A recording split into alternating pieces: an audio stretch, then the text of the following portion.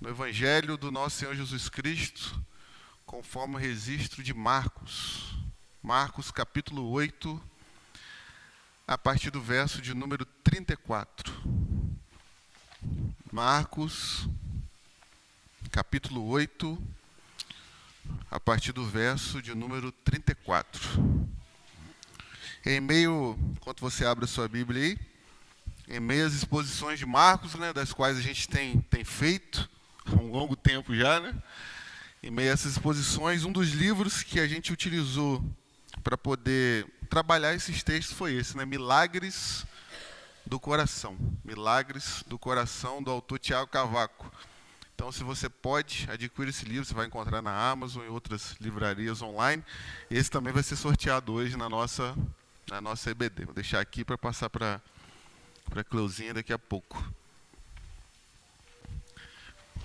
Marcos, capítulo 8, verso de número 34. Quem achou, diga amém. Diz assim a palavra do Senhor. Então, convocando a multidão e juntamente os seus discípulos, Jesus lhe disse: se alguém quer vir após mim, negue-se a si mesmo, tome a sua cruz e siga-me. Pois quem quiser salvar a sua vida, a perderá. E quem perder a vida por minha causa e por causa do Evangelho, esse a salvará. De que adianta uma pessoa ganhar o mundo inteiro e perder a sua alma?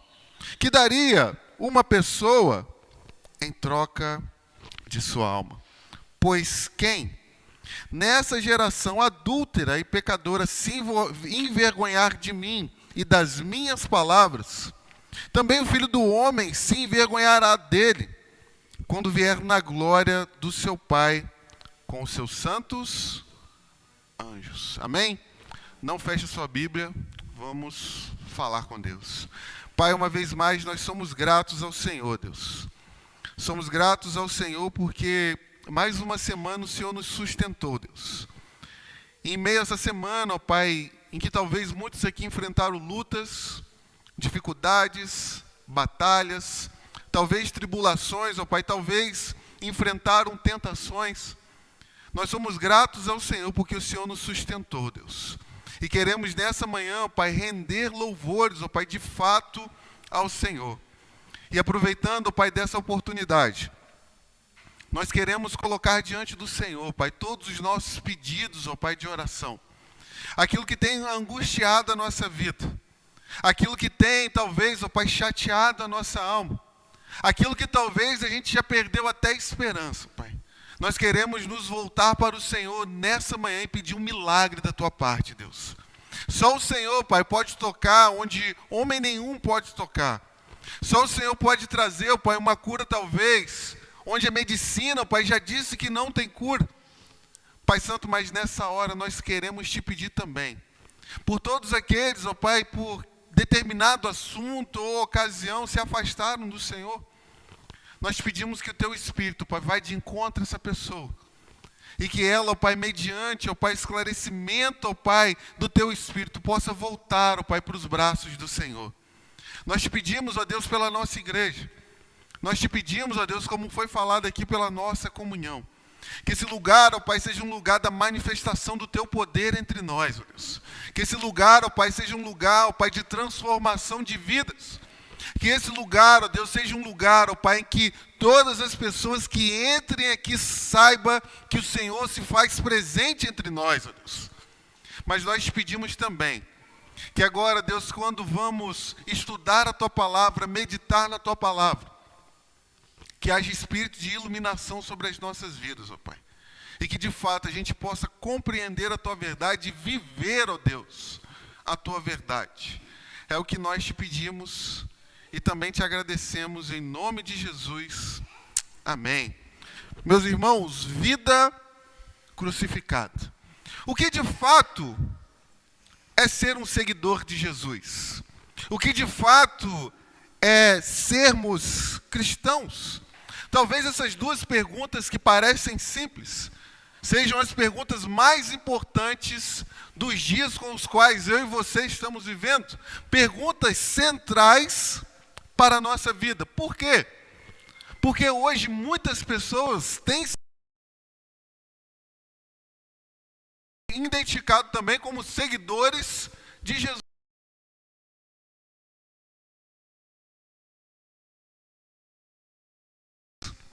Em meio à sua entrega em pesquisar sobre os feitos de Jesus, sobre as obras de Jesus, até sobre a mente de Jesus, no fim dessa pesquisa, como a gente já viu por aí, se declaram cristãos.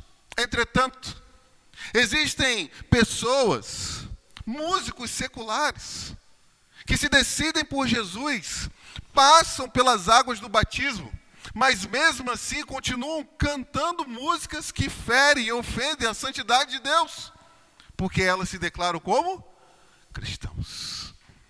Porém, mais do que isso, existem pessoas que se declaram cristãos e por uma compreensão daquilo que acham que é o amor de Deus, invertem a ordem natural das coisas, daquilo que nós chamamos de homem e mulher, tão somente por causa da palavra amor.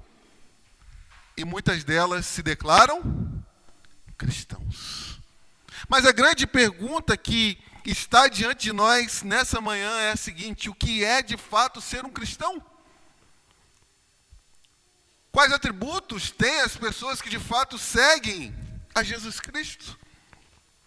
E quando eu e você nos deparamos com esse texto que está diante de nós, Jesus vai deixar claro para mim e para você nessa manhã que a marca do verdadeiro cristão é aquele que de fato vive uma vida crucificada. Uma vida crucificada. Se pudéssemos recapitular aquilo que nós observamos na semana passada, eu e você entendemos que a partir do verso 27, se você está com a sua Bíblia aberta, Jesus, em meio a um diálogo com seus discípulos, lá na Cesareia de Filipe, a 40 quilômetros da Galileia, em meio a um lugar gentio de pessoas que não criam em Deus, não acreditavam em Deus, em meio a um lugar pagão, Jesus se dirige para os seus discípulos e faz a seguinte pergunta: quem os homens dizem que eu sou? E mediante a tudo aquilo que eles estavam ouvindo da multidão, eles disseram: olha, alguns dizem que é Elias, outros Jeremias, ou quem sabe alguns dos outros profetas. Mas Jesus se dirige para os seus discípulos e pergunta: mas e vós? Quem dizeis que eu sou? E mediante essa pergunta, Pedro, iluminado pelo Espírito Santo, vai dizer: tu és o Cristo, o Filho do Deus vivo.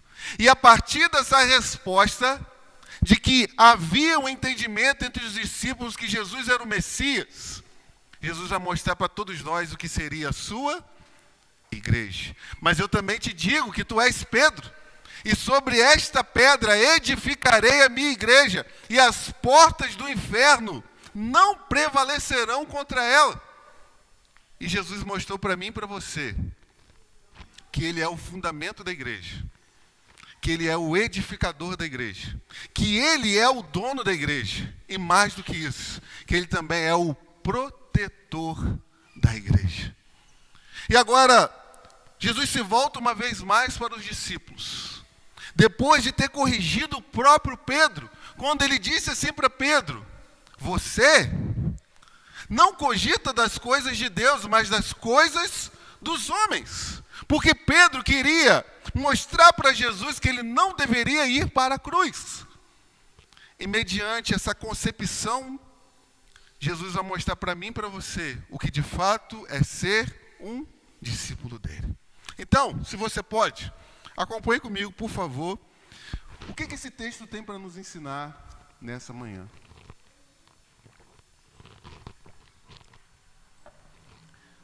Se estamos falando de vida crucificada, o primeiro ponto do nosso texto, do nosso sermão, da nossa reflexão nessa manhã é o seguinte: o que não é você viver uma vida crucificada? Vamos começar com o negativo.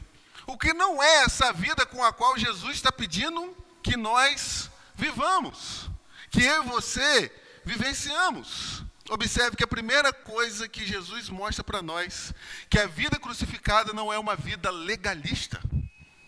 Perceba que a partir do verso 34, está aí na sua Bíblia, ao invés de Jesus tão somente se dirigir para os seus discípulos, ele chama quem que está aí no texto, meus irmãos?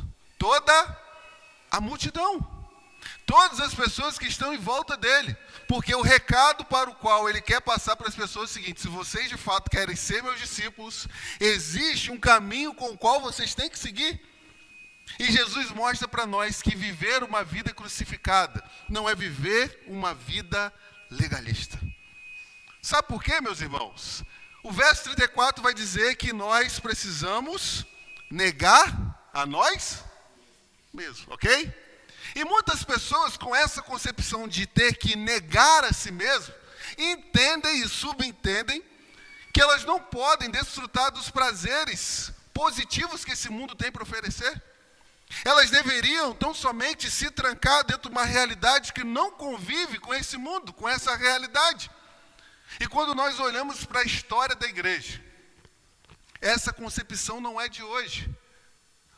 Na Idade Média existiam os monges, que entenderam que para servir a Deus de forma a agradar ao Senhor Jesus Cristo, eles têm que fazer o quê?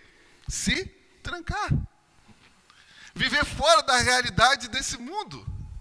Viver longe de qualquer informação que possa chegar à sua vida. Mas não é isso que Jesus está falando para nós. Mas Jesus também não está dizendo para nós que essa vida crucificada, em meio a esse legalismo, eu e você, meus irmãos, a gente não precisa criar mais regras do que a própria palavra de Deus já criou. Às vezes a gente entende que ser santo, meu irmão, é colocando regra sobre regra da própria palavra de Deus. Aquilo que os próprios fariseus fizeram. Existiam as normas com as quais Deus deu. Mas eles entendiam que deveriam criar mais normas ainda sobre as normas que já existiam. Amém, irmãos? Entenderam? Então a gente subentende que criando regras e mais regras, a gente vai viver uma vida crucificada. O pastor Ricardo Gondim, no seu livro É Proibido, ele vai contar uma história para nós que assusta a todo mundo que está aqui. Ele estava numa reunião, um pastor estava numa reunião na sua casa, com alguns líderes de ministério. E aquela reunião acontecia, eles ali conversavam, tomavam café. De repente, a sua esposa chegou e disse para ele: chega aqui, por favor, vamos lá no quarto da nossa filha, que eu preciso te mostrar uma coisa complicada. Quando ele entra no quarto da filha, a mãe aponta o erro que a menina havia cometido. Ela havia cortado a ponta do cabelo. E em meio a cortar a ponta do cabelo, o pastor ficou irado e começou a dizer para a menina: como você fez isso? Por que você tomou essa atitude? Você quer me envergonhar? Você quer destruir o meu ministério? Quer acabar com a minha carreira? E deu uma coça na menina. Depois que ele saiu, continuou a reunião e saiu para um outro compromisso. E quando estava longe de casa, em meio aos compromissos do ministério, a sua esposa ligou e disse assim: volte para casa correndo. Sua filha cometeu outra coisa. E quando ele chega lá, agora ela não tinha cortado a ponta do cabelo, mas ela tinha pegado álcool, jogado no corpo e ateado fogo.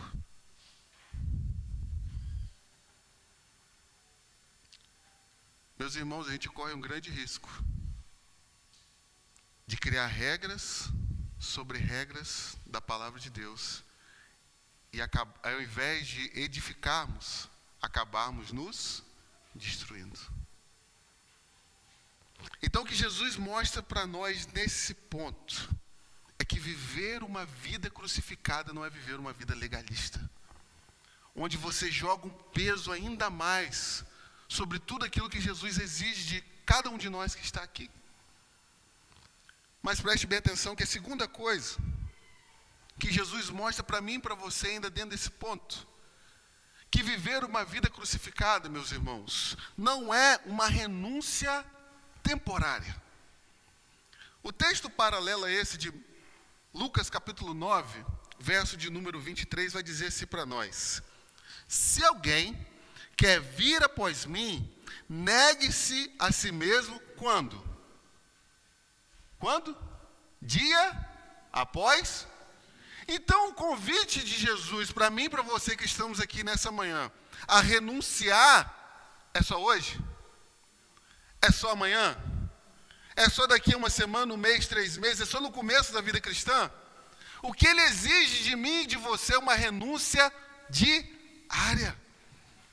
Porque a gente pode entender e cair no erro de dizer o seguinte: eu só preciso renunciar essa semana. Eu só preciso viver essa vida crucificada no começo da minha trajetória cristã. Eu só preciso viver essa vida que Jesus exige de mim, tão somente um determinado período. Mas o que Jesus requer de mim e de você é o seguinte: dia após dia. Dia após dia. Mas ainda dentro desse primeiro ponto, quem está comigo, diga amém. Jesus vai mostrar para nós que essa vida crucificada, ela não é o desejo de cada um de nós de achar que pode viver de qualquer maneira. Preste bem atenção, meus irmãos, que a partir do momento que nós olhamos para Jesus, entregamos a nossa vida para Ele, entendemos que Ele é o Senhor das nossas vidas. A partir de agora, quem está sob o domínio das nossas vidas? Pode falar, irmãos. Quem? Jesus. Então a gente não é guiado por aquilo que a gente acha. A gente não é guiado pelos conceitos que o mundo oferece para nós. A gente não é guiado pelos conceitos das pessoas que a gente concorda com o pensamento deles. A gente não é guiado por aquilo que a gente entende que é certo, meus irmãos. Nós somos guiados por aquilo que o Senhor da nossa vida exige de nós. Hoje é muito fácil, meus irmãos, eu chegar aqui na igreja e falar assim: quem quer entregar a vida para Jesus? Porque Ele é o seu Salvador. Mas em meio a isso eu preciso colocar uma vírgula e dizer: Ele é o seu Salvador e a partir de agora é o seu Senhor. Todos querem ser salvos, é mentira? Não, todos querem ser salvos. Mas a grande diferença é você querer Jesus como Senhor da sua vida. Em Gálatas capítulo 2, verso de número 20, o apóstolo Paulo vai dizer as seguintes palavras para nós: logo, já não sou eu quem vive, mas Cristo vive em mim. E esse viver que agora tenho na carne, vivo pela fé no Filho de Deus, que me amou e se entregou por mim. Não sou eu mais quem vive. Não são tão somente os meus interesses, mas aquilo que de fato Jesus quer para mim. Aquilo que Ele inclina para mim, aquilo que Ele direciona para mim, aquilo que Ele mostra para mim. Mas o segundo ponto da nossa reflexão nessa manhã: se nós entendemos o que não é uma vida crucificada, a segunda coisa que eu quero destacar é o seguinte: o que de fato é viver uma vida crucificada. E a primeira coisa que eu destaco aqui é que viver uma vida crucificada, ela se inicia com uma decisão pessoal. Olha o verso 34 mais uma vez. Então, convocando a multidão e juntamente os seus discípulos, Jesus disse assim: se alguém quer o quê, irmãos? Vir após mim. Jesus mostra para mim e para você que para iniciar essa caminhada, para começar essa vida, passa-se primeiro por uma decisão pessoal. É uma decisão com a qual o seu pai não tem condições de tomar para você. Sua mãe não tem condições de tomar para você, seus amigos não têm condições de tomar para você, a igreja de Jesus Cristo não tem condições de tomar por você. É uma decisão que você vai tomar compreendendo a verdade de Jesus sobre a sua vida. Gente, a gente que é pai, eu olho para os meus meninos. Quem dera, meus irmãos, quem dera eu pudesse tomar a decisão por eles. Porque já cheguei no momento da minha vida que eu compreendi a verdade do Evangelho. Quem dera. Mas eu e você sabemos que essa decisão não pode ser tomada por nós sobre a vida dos nossos filhos. O que a gente faz é encaminhá-los, é caminhar com eles. Mas essa decisão é puramente pessoal. Porque Jesus, ele faz um convite. Você que quer vir após mim. Você que quer vir após mim. Mas essa vida crucificada, preste bem atenção comigo, que ela não só é uma decisão pessoal, mas ela tem a sua continuidade a partir da negação de si mesmo. Olha o verso 35 agora, por favor. Pois quem quer, ou quem quiser, melhor dizendo, salvar a sua vida, a perderá. E quem perder a sua vida por minha causa e por causa do Evangelho, esse a salvará.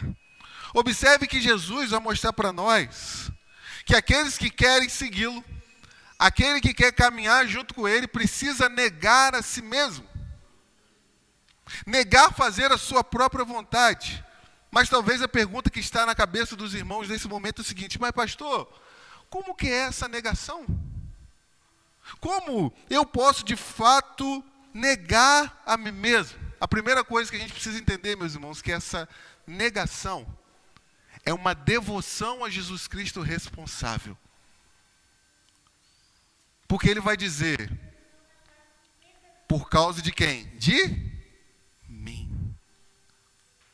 Você vai negar algo não por causa do seu contexto. Vai negar algo por causa da igreja. Não vai negar algo por estar em determinado ministério.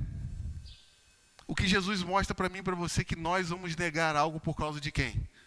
Dele. A conversão em você que está aqui já entregou a vida para Jesus é algo mais espetacular que existe, meus irmãos. Aquele amor que a gente é tomado.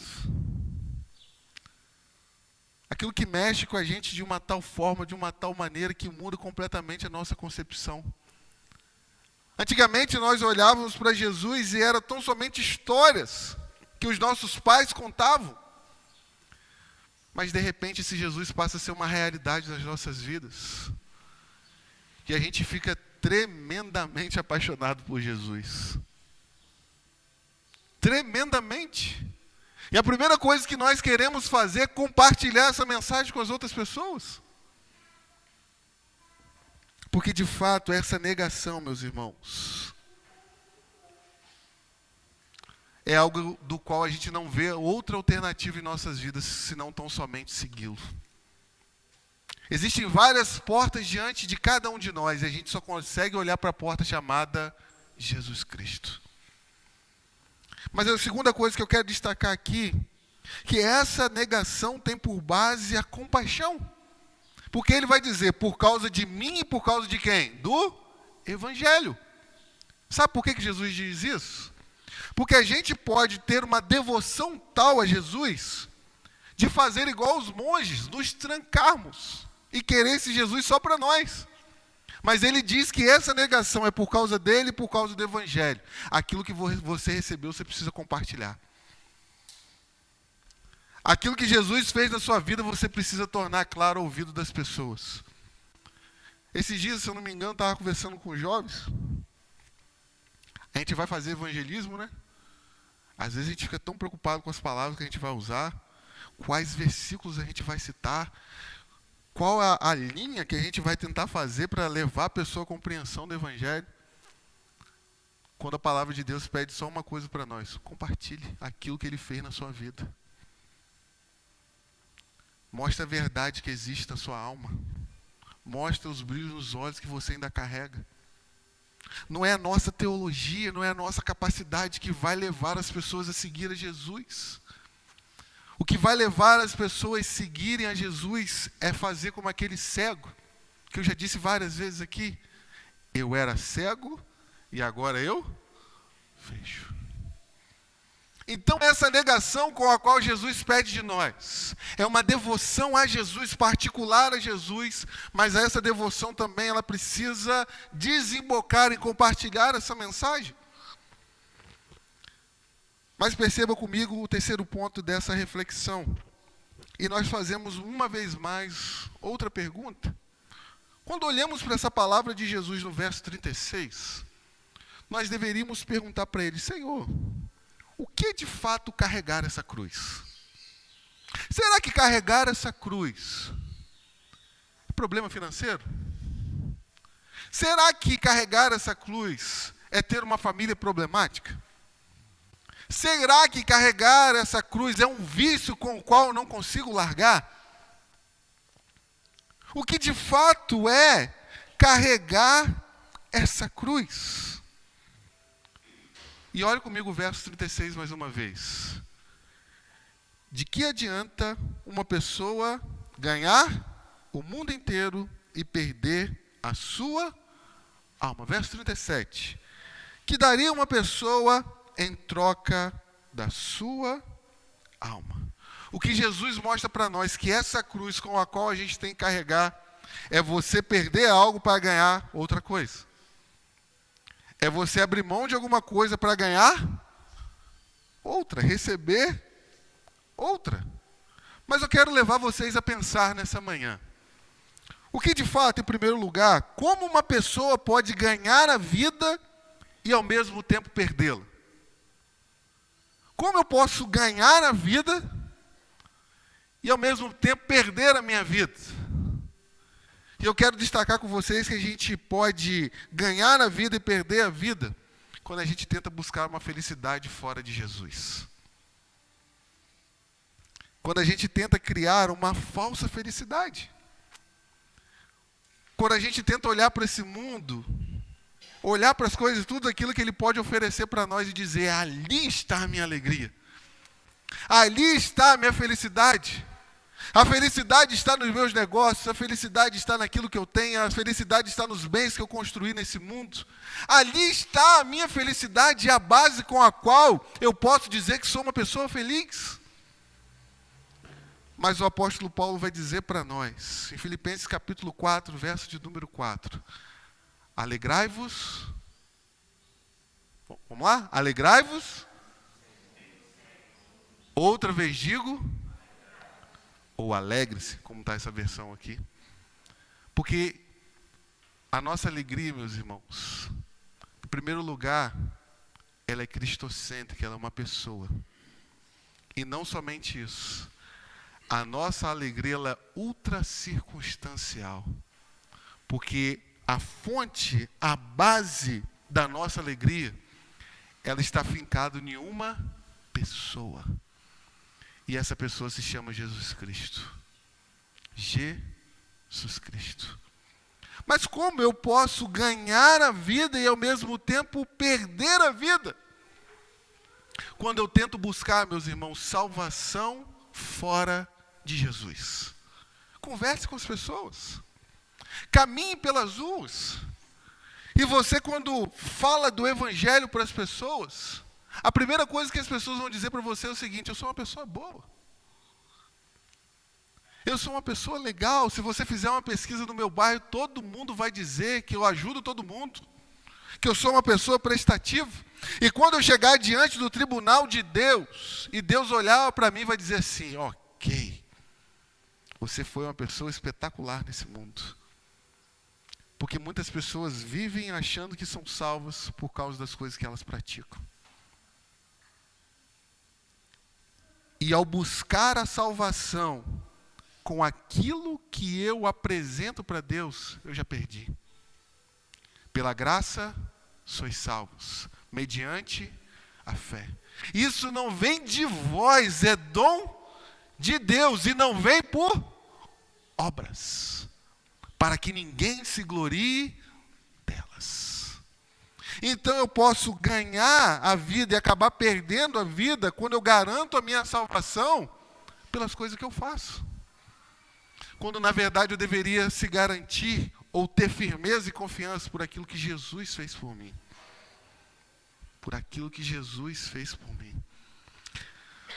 Mas, meus irmãos, eu posso ganhar a vida e perder a vida quando eu busco tão somente realizações materiais desse mundo.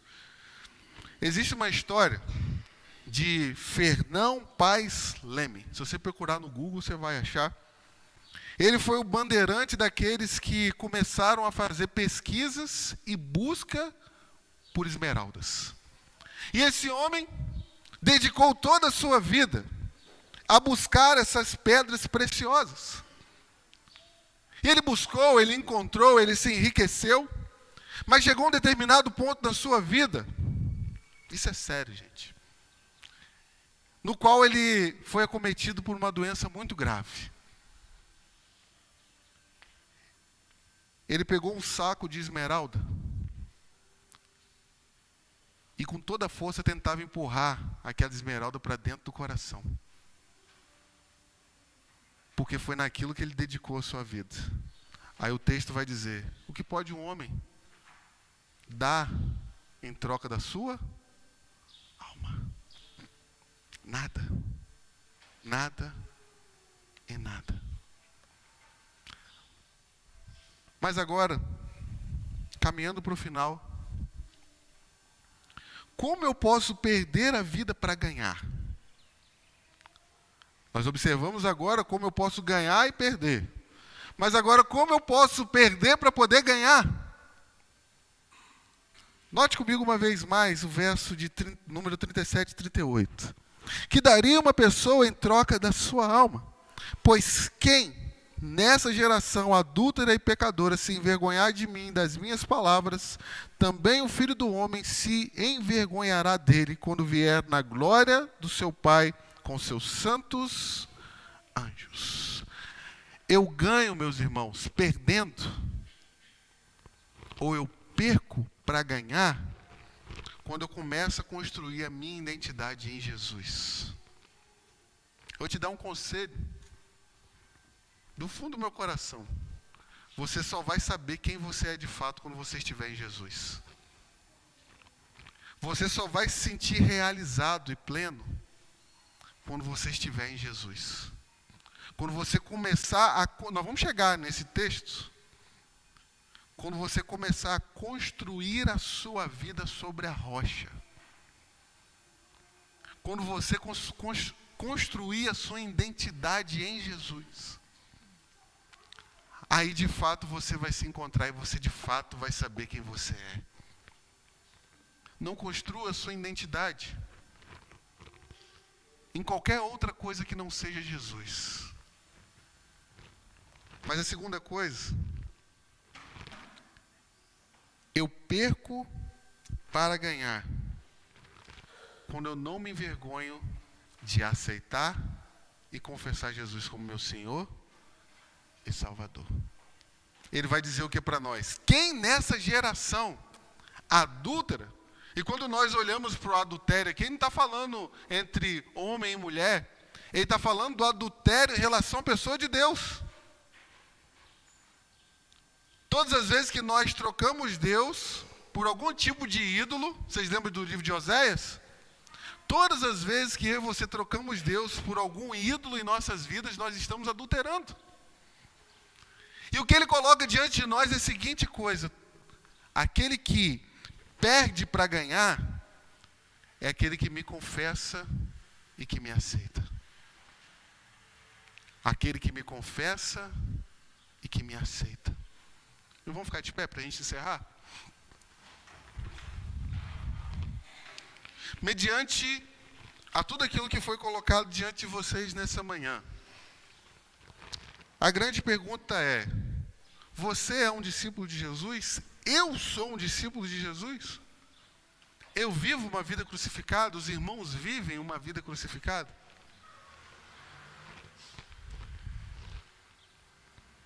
Em último lugar, o que falta para você aceitar Jesus? O que falta para você confessar Jesus como Senhor e Salvador da sua vida? Saiba que hoje você tem essa oportunidade. E se você ainda não fez isso, não se entregou para Ele, essa manhã é uma grande oportunidade de você dar esse passo de fé. Entregar a sua alma para Jesus. E se você tomou essa decisão, não vou pedir para você levantar a mão, não vou pedir para você vir à frente, mas faça uma oração. Entregue seus caminhos ao Senhor. E não deixe de nos informar essa sua decisão. Vamos orar? Pai, nós te agradecemos, ó Deus. Nós te agradecemos pela tua palavra. Mas quando nós estamos diante dela, Deus, nós te agradecemos, ó Deus, porque nós vemos que nós somos fracos. Que somos pessoas, ó Deus, completamente dependentes do Senhor. E obrigado, Senhor, por ter essa consciência de que a gente ainda não chegou lá, Senhor. Mas todos nós que estamos aqui estamos no processo. Em meio a esse processo, Pai, nos ajude, ó Deus, a negar a nós mesmos. Para que não a nossa vontade, não o nosso interesse, não aquilo que a gente acha que é certo, mas aquilo que o Senhor quer para nós seja feito. Eu te peço, Deus, sobre a vida de cada irmão que se faz presente aqui e também sobre a minha vida, Deus. Que o Senhor nos encha do teu Espírito, para que mediante os desafios que nós temos nesse mundo, no qual todas as vezes nós somos tentados a negar ao Senhor, que a gente possa confessá-lo, independente, ó Pai, das circunstâncias que isso trará para as nossas vidas. Nos ajuda, Senhor. E se alguém nessa manhã tomou a decisão de se entregar ao Senhor, que nessa hora essa pessoa possa, ó Deus, ser selada pelo teu Espírito, Pai. Nós te agradecemos e fazemos isso em nome de Jesus. Amém. Que Deus nos ajude, meus irmãos.